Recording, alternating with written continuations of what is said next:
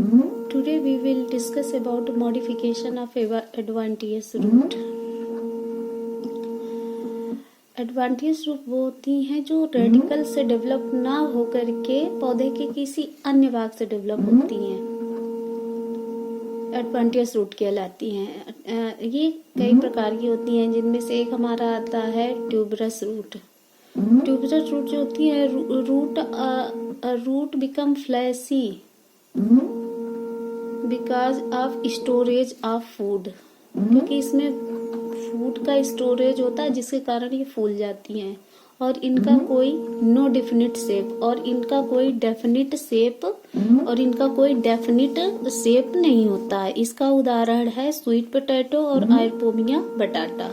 उदाहरण है इसका स्वीट पोटैटो एंड आइपोमिया बटाटा। स्वीट पोटैटो और बोटेनिकल नेम आइपोमिया बटाटा। नेक्स्ट है मोनीली फार्म।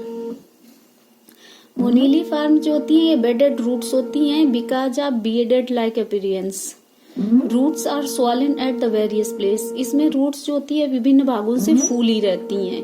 इसका उदाहरण है मोमोर्डिका या बिटर गार्ड, जिसका कॉमन नेम है बिटर गार्ड, और पोर्टुलक्का जिसका कॉमन नेम है रोजमास। इस तरह की जो रूट्स होती हैं ये इनका भाग उभरा हुआ, फिर सकरा रहता है, फिर उभरा, फिर सकरा, यानी बीच में स्वॉलन रहता है, फिर नैरो, फिर स्वॉलन, फिर नैरो। इस तरह ये रूट पाई जाती हैं। नेक्स्ट रूट है हमारी सिल्ट रूट। सिल्ट रूट जो होती है ये राड from the node and lower portion of the stem and provide mechanical support of the plant. मतलब ये पौधे के नोड पार्ट से निकलती हैं और पौधे को मैकेनिकल सपोर्ट प्रदान करती है। इस प्रकार की जड़ें हैं जियामेज और सैक्रोम ऑफिसिनेरा में पाई जाती हैं। ये इस तरह से इसका प्लांट होते हैं, ये इसका नोड भाग कहलाता है, ये इसका नोड भाग कहलाता है। और नोड से ही ये जड़ें निकलने लगती हैं और ये जमीन में जाके आके धस जाती हैं। नीचे वाली तो जमीन में धस जाती हैं, कुछ ऊपर एरियल भी रहती हैं। तो इस तरह की जो रूट्स होती हैं इनको नोड रूट या सिल्ट रूट कहते हैं। और ये मेज और ऑफिसिनेरम सैक्रोम ऑफिसिनेरम मिंटू से गन्ने में पाई जाती हैं। फिर इसके बाद नेक्स्ट रूट आती है हमारी प्रॉप रूट। प्रॉप रूट होती है roots arise from the branches and enter in the soil. ये ब्रांच से निकलती हैं और सॉइल में प्रवेश कर जाती हैं। और ये इस प्रॉप रूट भी पौधे को मैकेनिकल सपोर्ट प्रोवाइड करती है। और इस प्रकार की जड़ें फाइकस बेंगालेंसिस में पाई जाती हैं, यानी बनियान ट्री में पाई जाती हैं, और फाइकस इलास्टिका यानी रबर ट्री में भी पाई जाती हैं। नेक्स्ट रूट है हमारी इपीफाइट रूट। इपीफाइट रूट होती हैं, सम इपीफाइट्स हैव एरियल रूट्स। कुछ इपीफाइट्स रूट जो होती है ये एरियल होती है, मीन्स ये हवा में पाई जाती हैं। और this roots outer covering in the mode of the spongy tissue. और इस प्रकार की spongy tissue this roots are outer covering of the spongy tissue. और इस velamen absorb moisture from air. और वेलामेन जो होता है ये वातावरण से नमी को एब्जॉर्ब करता है। और इस प्रकार की जड़ें आर्किड में पाई जाती हैं। इस तरह ये कोई सपोर्ट हो गया, यानी और इस सपोर्ट से निकलती हैं और इस तरह हवा में फैल जाती हैं।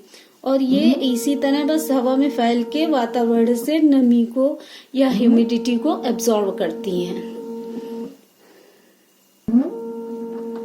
फिर हमारी आती हैं रिप्रोडक्टिव रूट्स। रिप्रोडक्टिव रूट्स क्या होती है? Vegetative buds are formed from the roots which form new plant. Vegetative buds are formed from the roots. ये वेजिटेटिव बड्स होती हैं और ये रूट से फॉर्म्ड होती हैं और और नए पौधे को जन्म देती हैं। ट्राइकोसेंथेसन डायोका प्लांट, यानी परवल में इस तरह की रूट्स जो है पाई जाती हैं। रिप्रोडक्टिव रूट्स परवल में पाई जाती हैं। नेक्स्ट रूट है हमारी कंट्रेक्टाइल रूट। कंट्रेक्टाइल रूट क्या होती है? ये एपिकल पोर्शन ऑफ थिकर। इसका जो एपिकल पोर्शन होता है, ऊपरी भाग होता है, वो थिकर होता है। Root of underground stem and contract and help in the plant fixing in soil. और ये प्लांट फिक्सिंग सॉइल में प्लांट फिक्सिंग में सपोर्ट करता है। और इस तरह की जड़ें जो होती हैं एलियम सीपा और क्रोकस में पाई जाती है। इस तरह की जड़ें एलियम सीपा और क्रोकस में पाई जाती हैं। कंट्रेक्टाइल रूट एलियम सीपा और क्रोकस में पाई जाती हैं। नेक्स्ट रूट है हमारी फ्लोटिंग रूट। फ्लोटिंग रूट जो होती है एक्वेटिक प्लांट में जो होते हैं, जलीय पौधे जो होते हैं उनमें पाई जाती हैं। ये दो प्रकार, ये फ्लोटिंग रूट्स जो होती हैं ये 2 टाइप की होती हैं। 2 type of roots are found from the node to stem, निकली रहती हैं। The remaining water, 1 remaining of water के एब्जॉर्बेशन में, और सेकेंड जो है एयर में निकली रहती हैं, जो पौधे के फ्लोटिंग में हेल्प करती हैं। इस तरह की रूट्स जो है वो जंसिया में पाई जाती हैं। इसमें जैसे ये है प्लांट, ये हो गया, मतलब ये पानी भरा हुआ है इधर, और इधर से ये जड़ें, ये जो एरियल जड़ें कहलाती है, ये एरियल जड़ें, एरियल रूट से या फ्लोटिंग रूट इन्हीं को कहेंगे। ये पौधे को ऊपरी भाग में बनाए रखने में मदद करते हैं। नीचे की रूट होती है, ये वाटर को एब्जॉर्प्शन और मिनरल को एब्जॉर्प्शन करने के लिए बनी होती हैं। ये इसका नोड पार्ट होता है, यहाँ से बनी रहती है। और इन जो नीचे वाली जड़ों को नॉर्मल रूट कहते हैं, और जो ऊपर निकली हुई है तो जो पौधे के फ्लोटिंग में मदद करती हैं, इनको फ्लोटिंग रूट्स कहते हैं। नेक्स्ट रूट आती है हमारी एसिलिमेट्री रूट्स।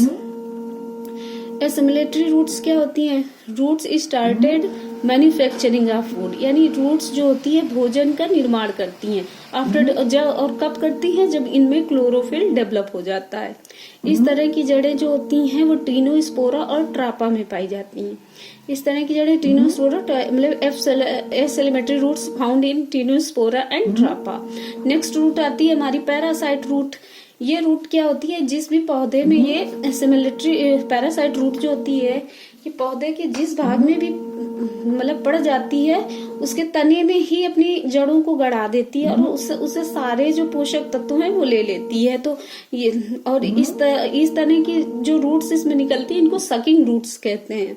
डेवलप हास्टोरिका या सकिंग रूट्स, ठीक है, और शक करती हैं और वो पौधे के सारे पोषक तत्व ले लेती हैं। तो जिस भी पौधे पे पड़ती है वो पौधा सूख जाता है। नेक्स्ट है इंटर इन द प्लांट फल्सिंग एंड पर्पज फॉर न्यूट्रिशन, और ये न्यूट्रिशन के लिए अपनी जड़ों को अपने पौधे के तनों में डालती है। इस तरह के जो रूट्स हैं वो कस्कुटा रिफ्लेक्सा में पाई जाती है। कस्कुटा रिफ्लेक्सा में अमरबेल में, और जिस पेड़ पे पौधे पड़ जाती हैं वो पौधा लगभग सूख ही जाता है, क्योंकि उसके सारे पोषक तत्व धीरे धीरे करके ले लेती है और खुद खूब ग्रो करती रहती है। Thanks for watching.